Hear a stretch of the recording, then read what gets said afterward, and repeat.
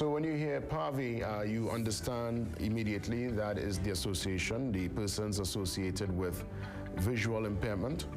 And of course, their president, he joins me right now on the line. Now, PAVI has been around since 1995. They were established back in 1995. And I'm happy to have their president with me this morning, Bhawani Persasd. Bhawani, good morning. Great to have you with us this Wednesday. Yeah, good morning to you, Jason. Good morning to your viewers and listeners. Now, I have to stress viewers and listeners because television stations still have the habit of showing ticker tapes, and we, the blind, cannot see anything. So, yeah, and I mean, listen, we have to consider that your contribution, in terms of your personal contribution and the contribution of those who are visually impaired, it's an important one to the country, and I believe inclusion. I think inclusion seems to be the main, at least one of the main points for everyone to be involved. So you all could also make your major contribution to the country. What say you concerning that? Yeah, great. That's the way it ought to be. Yeah. Tell me, what are some of the plans in place for the Blindness Awareness Month? Well, Blindness Awareness Month, or period specifically, is celebrated in the Caribbean during the month of May. And why the month of May? Because it was on May 18, 1914, that Work for the Blind was started here in Trinidad and Tobago and then spread to the other Caribbean islands. Now, it began by a gentleman by the name of James Alls. Well, of course, now he's deceased, but he was originally from Guyana, was playing cricket in his very early childhood days as a teenager, lost an eye because a ball hit him. And he was carted off to England to get some training, to get some medical treatment. But he didn't like the cold climate too much, so he decided to return to the Caribbean and share the knowledge that he got in England with his counterparts here, with the population here in the Caribbean. Now, he traversed the Caribbean, and imagine in those times, Jason, we didn't have internet, we didn't have a lot of the devices, a lot of the situations we have today. So he had to traverse up and down, finding people and convincing the authorities of the day that this is what we need to do. This is what we need to provide services for blind and visually impaired. And so it happened in 1914 that the authorities of the day here in Trinidad decided, well, look, we're going to give it a shot. And it was through their efforts and their contribution, financial and otherwise, the Institute for the Blind was started on May 18, 1914. And after that, we had the Act of Parliament, which incorporated what today is known as the Trinidad and Tobago Blind Welfare Association in 1947. And following that, well, we had the establishment of other branches of the association in Tobago and in San Fernando, and of course, the School for Blind Children at Santa Cruz back in 1952. Now, our school catered not just for blind and visually impaired persons in Trinidad and Tobago, but throughout the Caribbean, throughout the Eastern Caribbean, mainly from Guyana in the south to and St. Kitts Nevis in the north. So in the early days of our school, we had a regional approach to blindness where our students came from far and wide. Interesting. Today, I love the history. I love the history. And I guess, and PAVI, the organization that you are president of right now. Well, I was coming to that now. That was 95. How did that develop? Give me some details about PAVI. PAVI, as blind and visually impaired persons, some of us believed then that, you know, making baskets, not that is a bad thing, because there are those who can do it well, was not the only thing that blind persons could do. We believe in other things. We believe in integration. And one of the pillars of PAVI was to provide a rehabilitation and adjustment of blindness services to blind and visually impaired persons. You know, prior to that, Jason, many of us who walk the streets of Port of Spain were like a each one teach one. A blind person walking down the road with you, even though there were sarcastic remarks like, oh, two blind people walking, how they go sit up?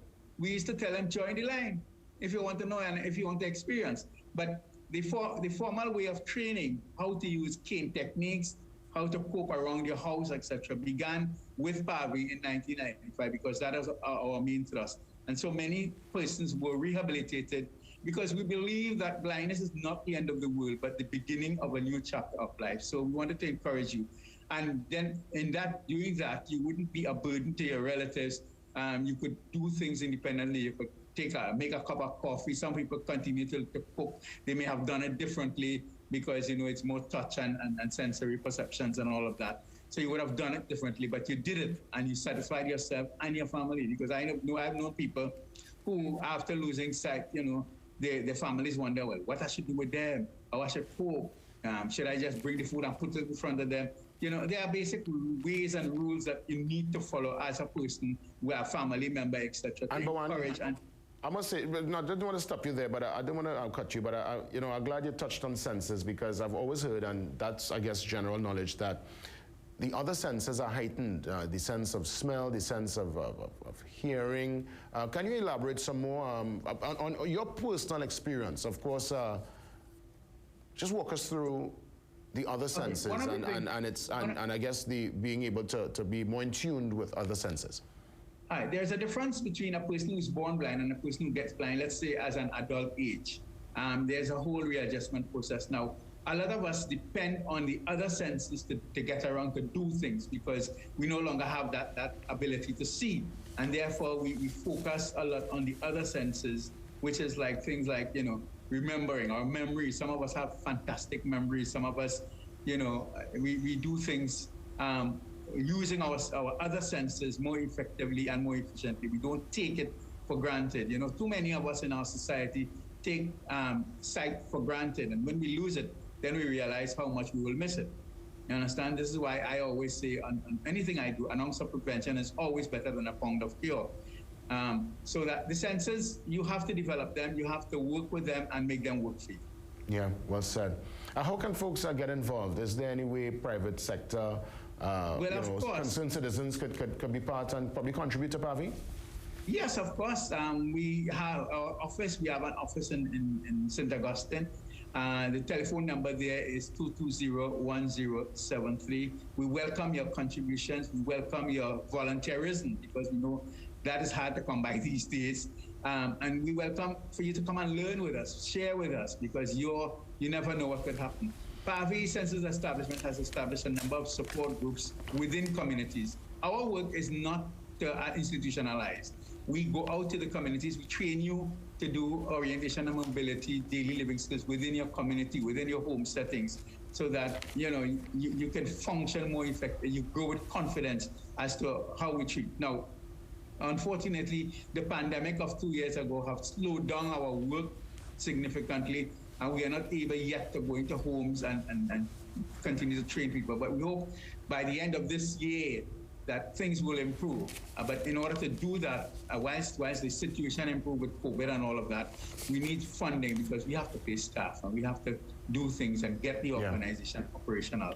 So it's important for you to contribute. One of the ways you can do so, we have a virtual concert via 90.1 this Sunday, you know, where you can make your contribution, listen to the show. Now, the show is going to feature Calypsonians. You know, Calypso, or music, is a strong point of blind persons anywhere in the world. And over the years, one of the things PAVI has done well is to organize Calypso competitions for the blind and visually impaired. So we have some of the stars coming out of those competitions over the last couple of years that we are featuring.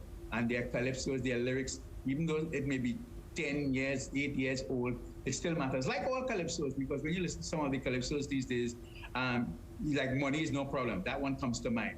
You know, that was done so many years ago, and it still is relevant today.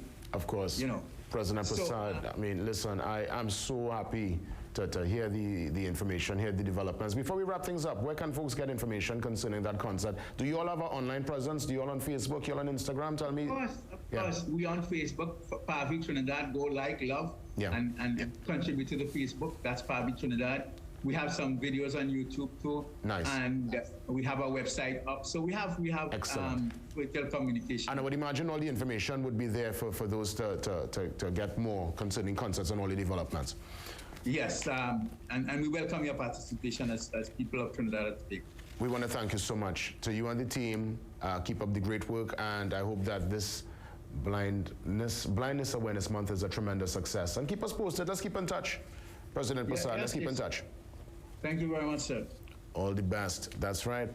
The president of PAVI touching base with us. We come back and we get into the creative industry, you know, and we get some details about life in the creative industry. A creative director joins us next, Danny Swan, to have a really amazing conversation. And then after that, we open the lines up until 8, so you could give us your perspective on the happenings of the day.